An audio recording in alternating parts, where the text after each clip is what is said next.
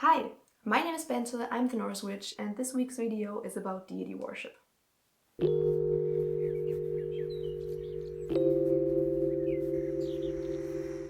So, I just sat here for an hour and I filmed with my new microphone and the extension cable for the new microphone. And there was no audio!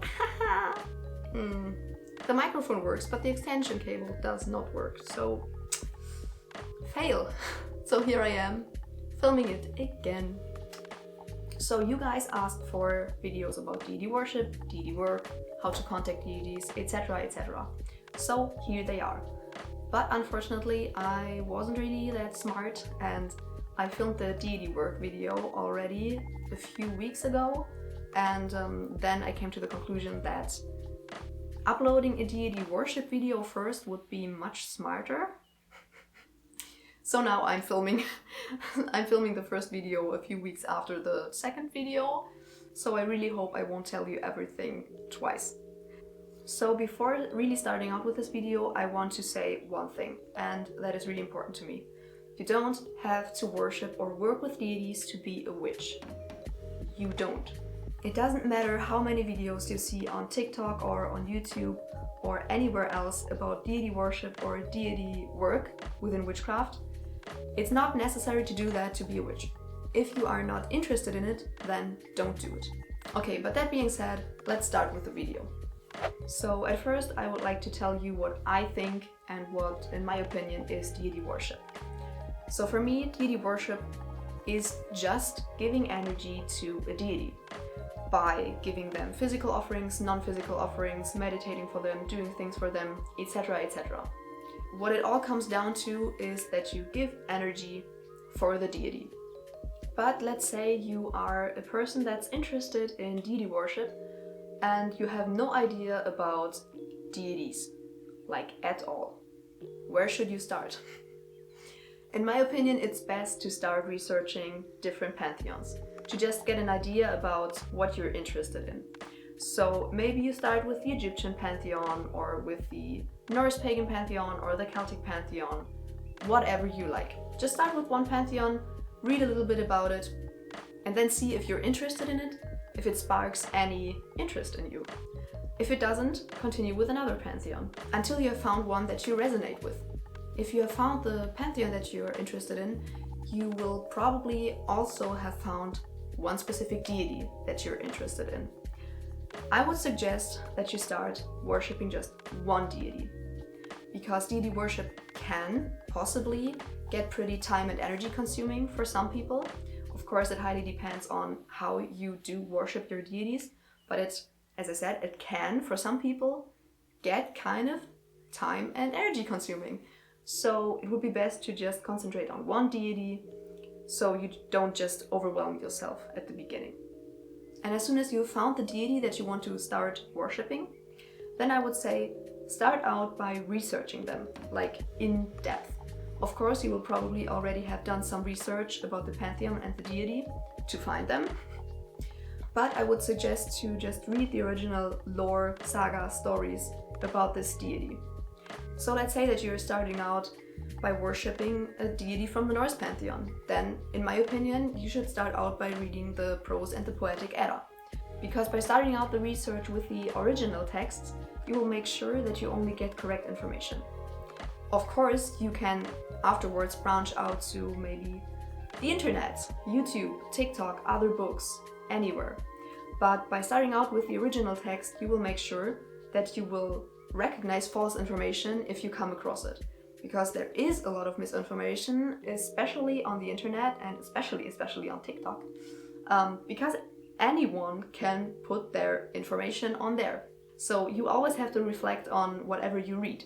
And if you first read the original texts and have all the correct information, and then you will come across false information, you will just be more likely to identify it as false information. So now you have finished your research. You have read the original stories, you have branched out to maybe YouTube videos, TikTok, other books, blogs, whatever. What really helped me afterwards was to meditate on the deity and to just meditate on whatever I have researched. That way you make sure that you also include your intuition into the process, and I think that is really important. And now you have already started worshipping a deity, because what did I say in the beginning of the video? Deity worship is just giving energy to a deity. And by thinking about the deity, researching about the deity, meditating on the deity, you have given energy and time to the deity. So congratulations, you have started worshipping a deity. But of course, you will probably also want to go more in depth with the deity worship. So at that point, you probably have enough information to really jump into the proper deity work. You know what the deity likes as offerings, what the deity maybe dislikes, the relationships of the deity with other deities, etc., etc. You just know about the deity in general and about the pantheon.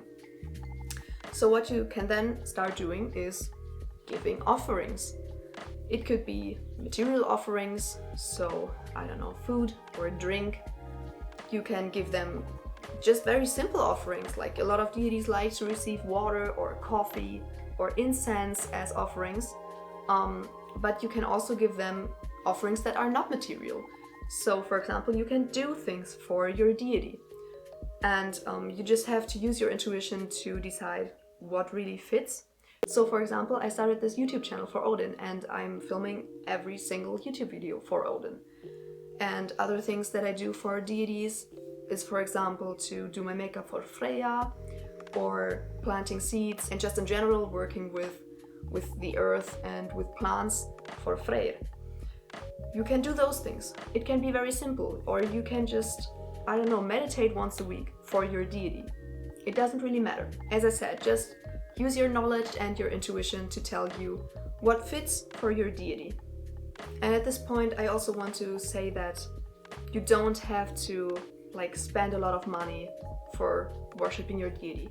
You don't have to give them huge offerings every week or every full moon or whatever. Just because some people do it, that doesn't mean you have to do it.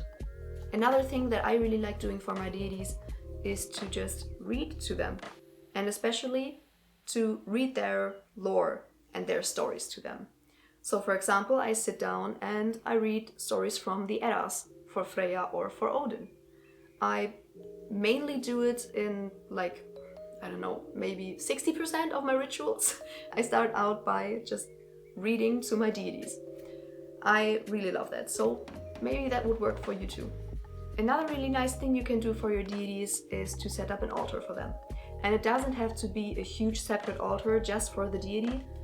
It can just be like a tiny little space on your already existing working altar. It can be as simple as maybe a small candle. You could carve something into the candle, some symbols. You can put a picture of the deity there. Whatever you like, really. Some things that I have on my deity altar, for example, are candles, of course. For Freya, I have dried flowers there.